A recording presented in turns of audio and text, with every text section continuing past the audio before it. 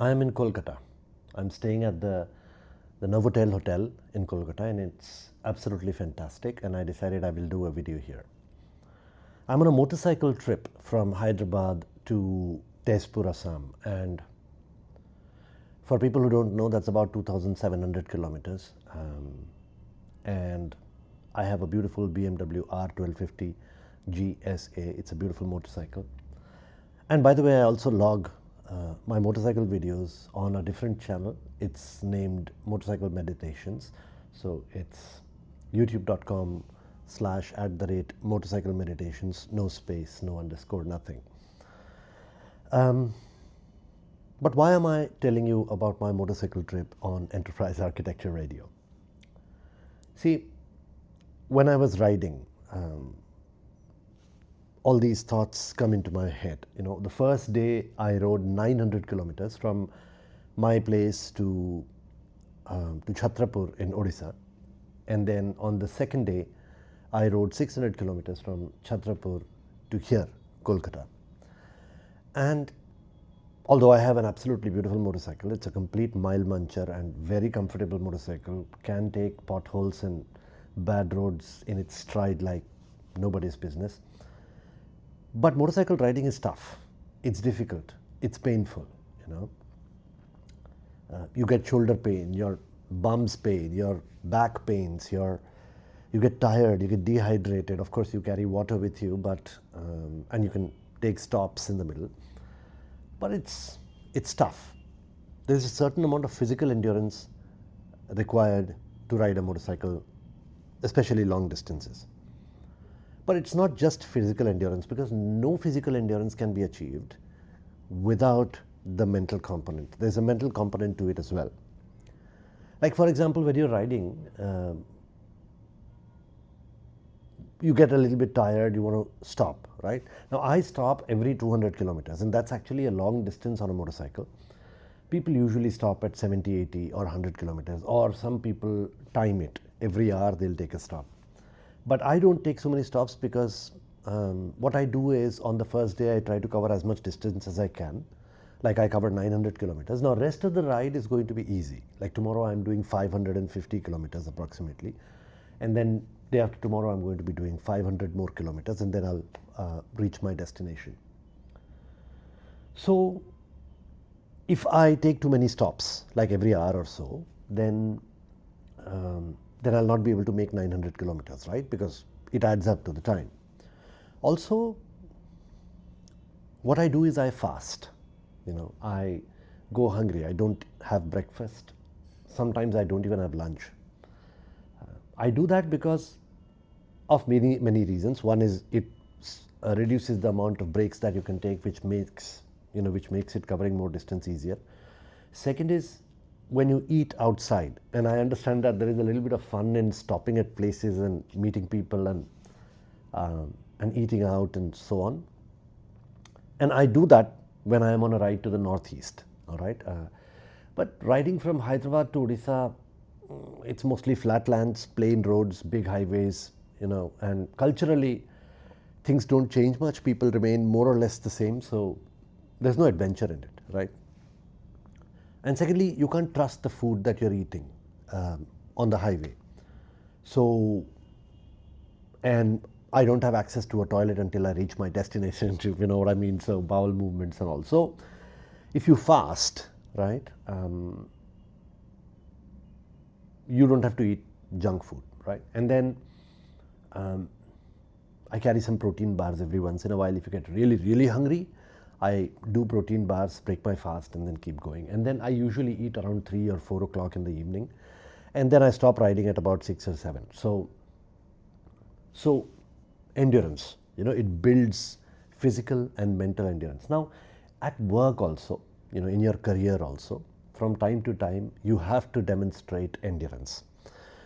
None of the projects that I've done so far have ever been easy, right? In the last 25 years of my career, there's always an angle. There's always a deviation from the original design or from the original plan, right?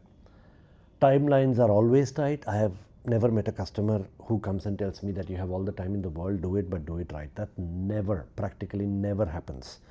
Okay, it's never happened to me, right? I'm not sure if people have ever encountered a situation where they've found a sweetheart stakeholder, but it doesn't happen with me. And yes, sometimes you have to put in long hours. Of course, there are periods of long hours, and then things become easy a little bit, and then you get to rest and relax and rejuvenate, and then you have to put in. So, if you really want to grow in your career, form a habit of putting yourself through pain and suffering. I do this because it improves my pain and suffering. It improves my capability to handle pain and suffering. I also work out very, very heavy. I do 5 to 6 gym workout sessions, 2 hours at a time. And then I also go for boxing. And then there is twice or so a week yoga. So good amount of physical exercise, which also, by the way, puts me through pain and recovery and fatigue, and it builds endurance. And I'm turning 50.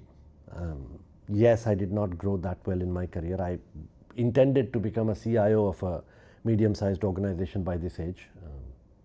I haven't done that yet, far away from where I am, but I haven't given up yet. And I've got a couple of more years to go. And I want to be in the peak of my fitness. I want to build endurance and strength, not just physical, but mental. And that's why I do motorcycle riding. And then failures. Being able to endure failures is also something that we need to learn. Resilience to failure, right?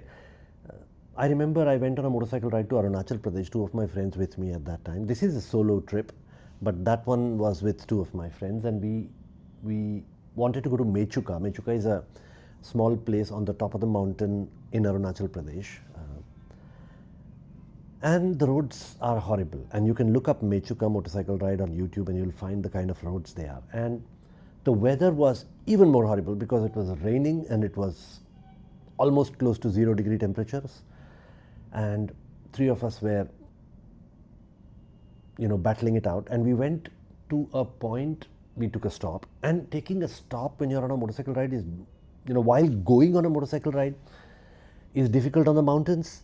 Taking a stop, I find it to be even more difficult because then you have to get off the motorcycle and then you have to take off the jacket and then you sit near a fire and, and then you don't want to go away from the fire. It's so warm and cozy and beautiful that you don't want to, but you have to pull away from there and then again get back into the motorcycle, and it's wet and it's raining and you're soggy all over and the roads are not good. So we asked the people near the fire, how are the roads to Mechuka? So they said that the next 70 kilometers, the roads are absolutely horrible. Okay. And then 70 more. So we were supposed to go for 140 more. The rest of the 70, there are no roads. Okay. There's absolutely no roads. At least, it's worse than the next 70. And the roads were under construction. You see there are landslides that happen there. And they have to constantly keep rebuilding the roads, right? So they were rebuilding the roads, and there's some dynamite action, and they break the hills a little bit, and so what they do is they close the roads, right? So they told us that if we continue to go, there's a what do you call that? The thing that goes up and down, closing the roads and opening the roads. There's that barrier there. Once you cross that barrier, you can't come back. You have to soldier on because they will close the road for rebuilding it, and there's no way that we can decide after this point to go back. So in case if we get tired or if we have a mishap, if we fall, or if we decide that we don't want to continue, then we won't be able to. So this was the decision point for us. We had to decide what to do. So we decided that we will go back because the weather was just too bad and the road conditions were just too bad, and we decided to give up. So this was a failure, and yes, we felt a little bit bad, but how I think about it is we tried, one. Second, we'd gone there to enjoy, right? There is the pain and the suffering a little bit, but we have to decide how much pain and suffering you want to endure, right? Pain and suffering should not become a part of your life. It should not become your life. Right? Ultimately, joy should be your life. Pleasure, fun should be your life. No, I am not hedonistic, but I am an Epicureanist. I do feel that you get your life once, and it's a beautiful opportunity to enjoy it, and never forget to have fun. Never forget to enjoy life. The work that you do, the work that I do, I enjoy it tremendously. And everybody does, right? Everybody enjoys accomplishing challenges. Everybody enjoys taking on a difficult task and then being successful at it, at least to a certain age. After that, what happens is they start thinking, is it really worth it, And then they want to sit back. Some people give up sooner. So I completed my diploma in advanced computing many, many years ago, and I had a friend of mine, and he completed his graduation as well with me, and then we parted ways for a very long time. And last year or so, we met as in we found each other's phone number, and he called me up and we started talking, and he said, and we were very ambitious when we were young, both of us, and we used to talk about becoming a CEO and a CIO at some point in time. And we started talking, and I told him about my ambitions still. I said, I haven't gotten there, but I haven't given up. I'm going to keep doing what I'm doing, and it's a good amount of fun. And so he said that he's given up. He said he's not into it anymore. He doesn't want to be the CIO anymore. He just wants to spend more time with the family and relax and chill out, and he's made money, and I've made money, but he says he's had enough. I haven't, not yet. I have another friend of mine. I met him some 10, 15 years ago, and he's of my opinion. He's also not given up, and he also wants to do a lot more. And we are both, every day we meet for tea in the evening. His name is Dhanit Shah, and we push each other, and we motivate each other, and we tell each other that there's a long way to go and don't give up, and and we are always excited about new opportunities and so on. So there are connections between motorcycle riding and building a career. They are both tough. They both require a certain amount of physical and mental endurance. They both require focus and attention. They both need you to accept failure every once in a while, but keep soldiering on. So today's episode is about motorcycling and careers, and what happens is when you do all this, right? When you demonstrate endurance and willpower and focus and everything, you inspire people. People look at you and say, I want to do this. I am a part of a motorcycle club, and I keep posting updates every 200 kilometers. I've reached here. It's also from a safety standpoint, but more importantly, there are people in the group who say, I also want to take out my motorcycle. It's been a while I haven't taken out your motorcycle. I see you and I want to do it as well. It's the same thing in your career. When you show endurance, when you show strength, when you show ambition, your people will follow you. People will watch you, and they will get inspired, and they will get a fire in the belly and want to keep going. So today's episode is about that, and I want to inspire you all to not give up. I want to inspire you all to build physical and mental endurance. I also want to remind you that life is fun, that this is a beautiful opportunity to enjoy, right? I want you to enjoy what you're doing along with the physical endurance and pain. I want you to enjoy failure. I want you to enjoy growth. I want you to enjoy your life. I hope you've enjoyed this video. It's not a regular video. If you have, then don't forget to let YouTube know. Like, share and subscribe and comment. And once again, Enterprise Architecture Radio is not my podcast, it's our podcast. It's not just a podcast, it's a collaboration platform.